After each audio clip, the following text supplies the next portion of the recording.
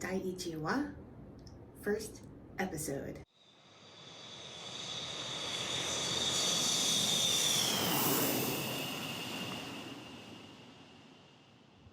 こんにちは皆さん。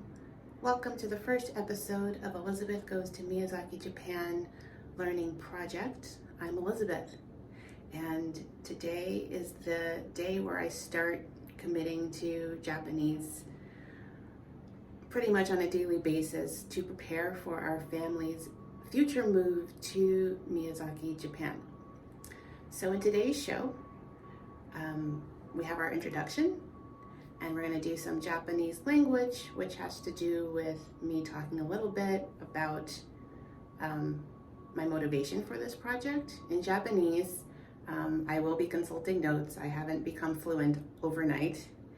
And then for cooking, 何を作るでしょう? Well, we'll be making today 今日、日本人のお米の炊き方, so making rice the Japanese way.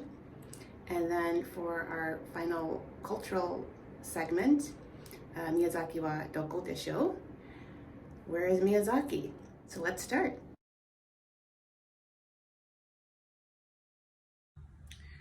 私は何年もの間気軽な感じで日本語を勉強していました。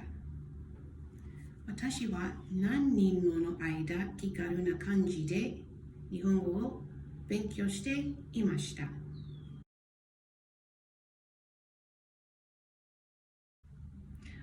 私は日本語を学ぶことに何度も挫折を繰り返していました。私は日本語を学ぶことに何度も挫折を繰り返していました。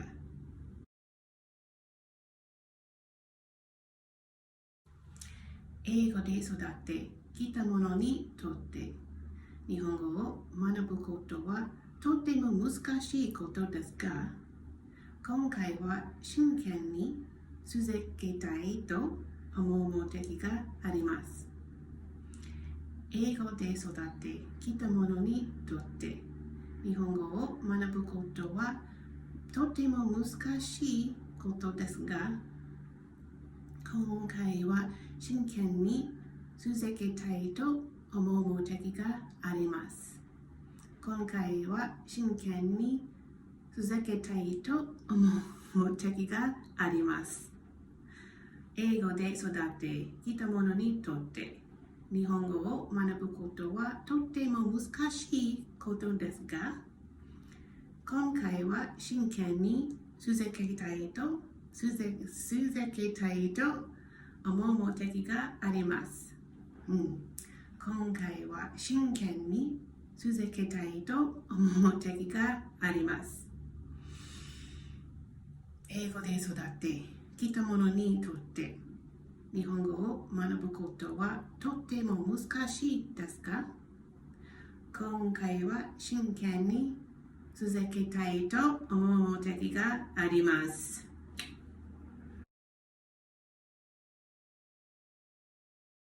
宮崎への移住です。宮崎への移住です。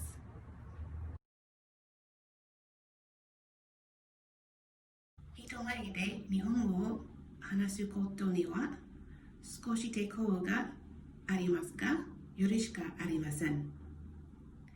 人前で日本語を話すことには少し抵抗がありますが、よろしくありません。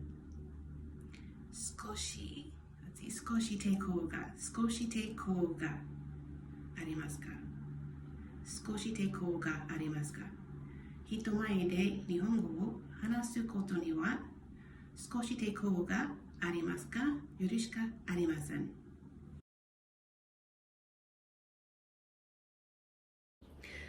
この動画を作ることで前に進み続けていけることでしょう。この動画を作ることで前に進み続けていけることでしょう。この動画を作ることで前に進み続けていけることでしょう。ことでしょう。この動画を作ることで前に進み続けていけることでしょう。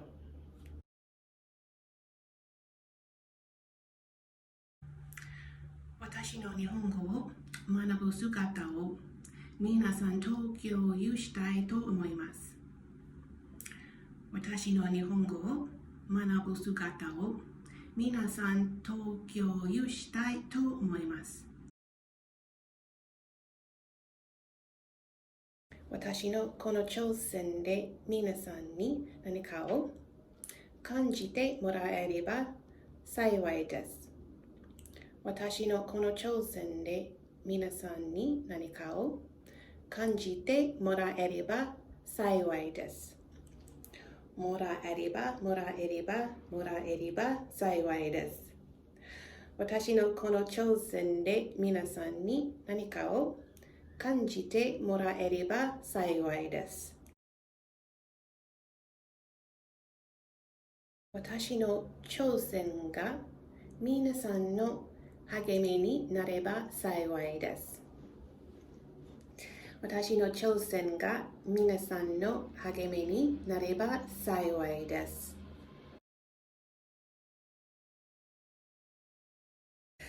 さて、お腹も空いてきましたので、何か作りましょう。さて、お腹も空いてきましたので、何か作りましょう。Konnichiwa, minasan. Today we are going to cook rice the Japanese way. So for this cooking session, we're going to need rice, a strainer, a measuring cup, and a rice cooker, and obviously we'll need water. All right, let's get started. All right, so to get started, we're going to do 2 cups of our white rice.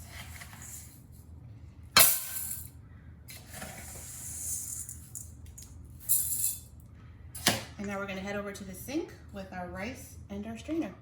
All right, so we're at the sink and let's get started washing our rice.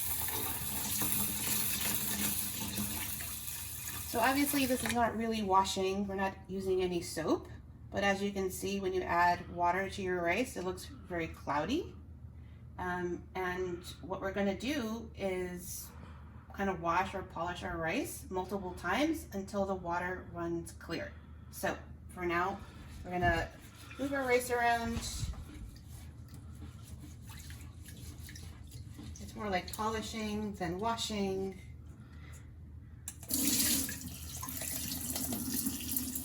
I'm sure you're asking, why am I doing this? Because usually, we just add water to rice and we cook. There's never usually this extra step. But if you've ever had really good Japanese rice or really good sushi, the rice is soft and it's kind of bouncy.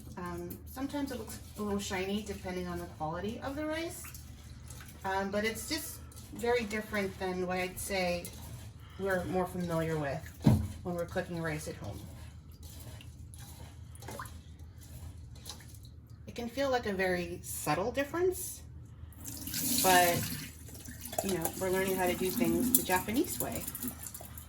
So part of that is learning how to make rice correctly.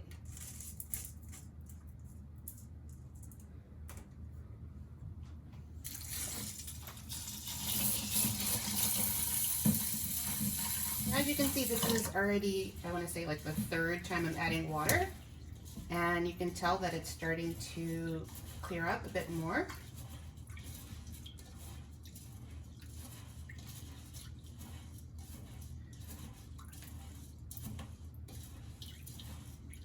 Typically this would be removing some of the rice bran, releasing the starch a little bit.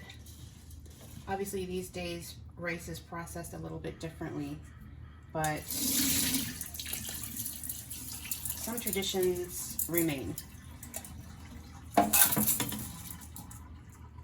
obviously if you don't have a strainer at home, you could just use, your hand to stop the water or stop the rice from falling out when you remove the water.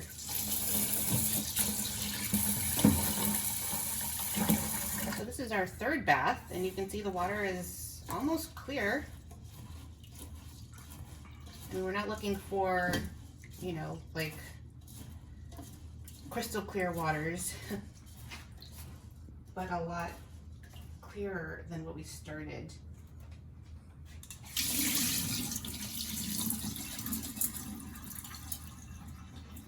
So I think we can do one more bath, and then that should be good.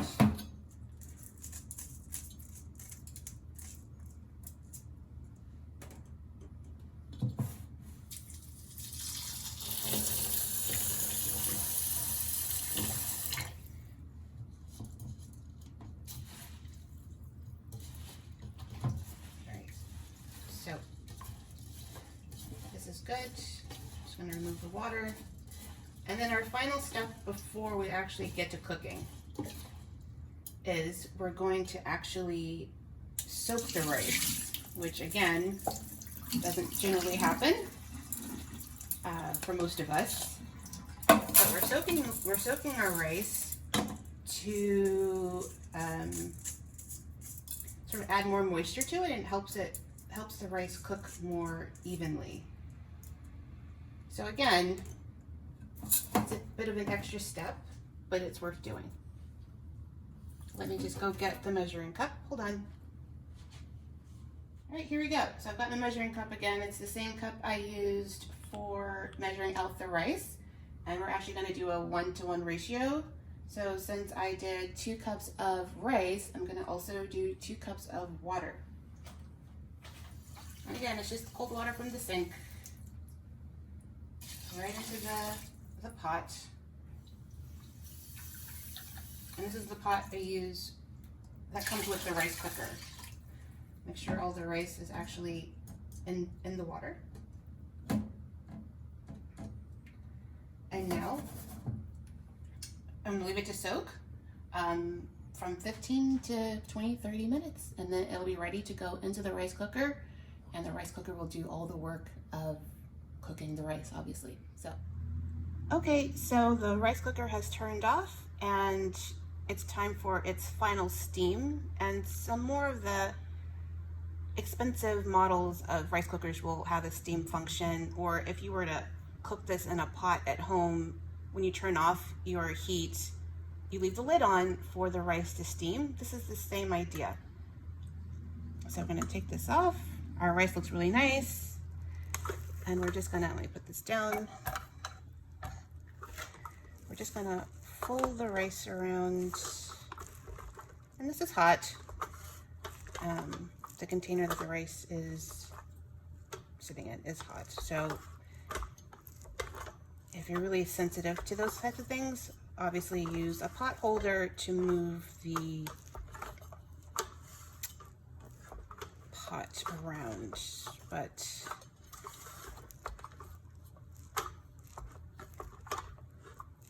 I'm okay. All right, so my husband is telling me I've stirred it enough, so let's just flatten this out.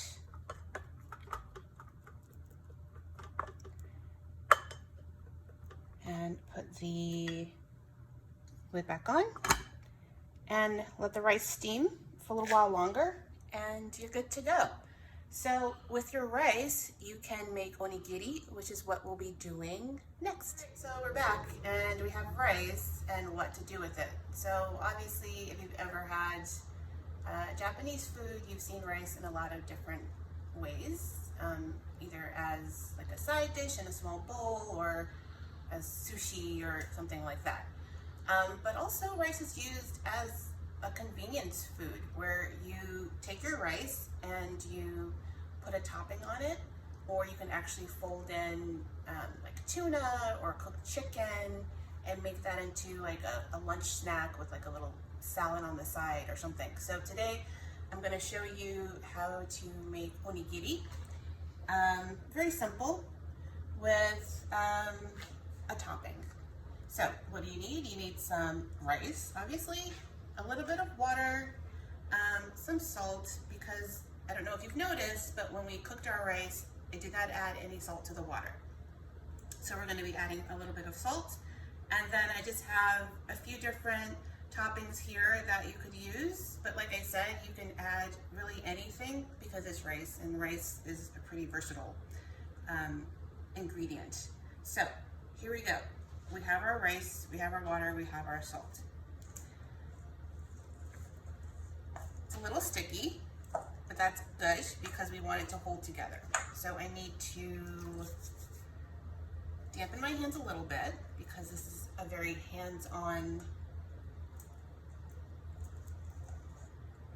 action. Oops, not too much.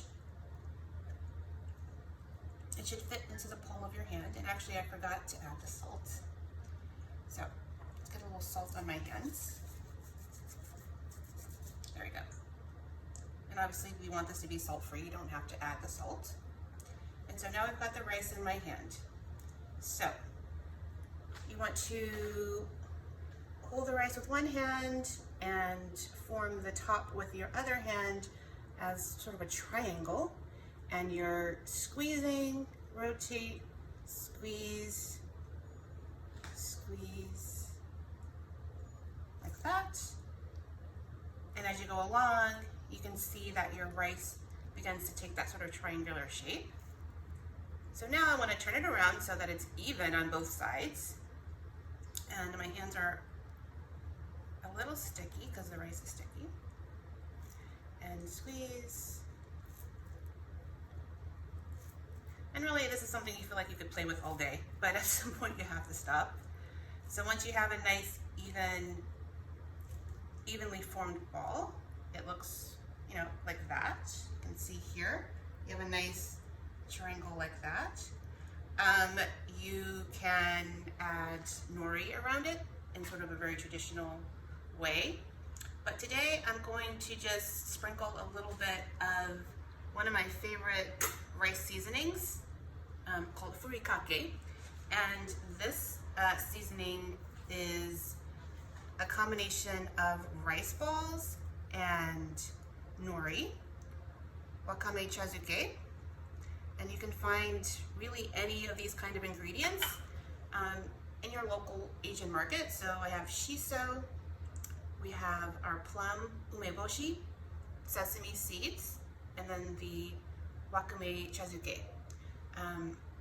So yeah, you can pack these up in your lunch bag, or since we're all at home right now, just have it wrapped up in plastic wrap, and then when you're ready to eat, just unwrap and eat it along with your lunch. So that's it for today. Thanks. All right, so now I'm gonna have one. I'm going for the wakame.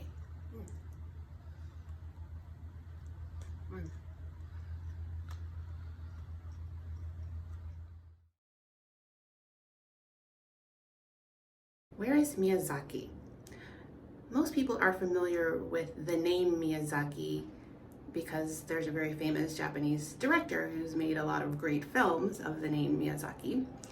But the Miyazaki I'm talking about is the Miyazaki Prefecture, which is located in the southern part of Japan on Kyushu Island. And a prefecture is basically like a state. And my husband is from Miyazaki City, which is located in Miyazaki, which is on the coast, which is on Kyushu Island. And it's a coastal town city, so on the water, but there's also mountains and lots of nature. It's very green. I would say weather-wise, it's a mixture of West Coast US, but also the South, because while it gets very hot there, it can also be very humid, and they also get a lot of rain. And obviously, being Japan, there's a lot of other weather that happens as well. But because my husband's family is there, it just feels like the right place to relocate, because we'll have that family structure. A lot of his friends still live there, and the quality of life seems really nice. And that's the show. I hope you learned something interesting today. So for all of the content from today's episode, Watashi Tachi no websiteからチェックしてください。日本語のひらがな、カタカナ、漢字でも書いてあります。So on our website, you'll find all the Japanese that I spoke today. My husband typed it out, and if there are any mistakes, please blame him, because I'm still the learner here, and he's my native expert, quote unquote. All right, 次回にまたお会いしましょう. See you next time. ご覧いただきありがとうございます. Thanks for watching, and please subscribe.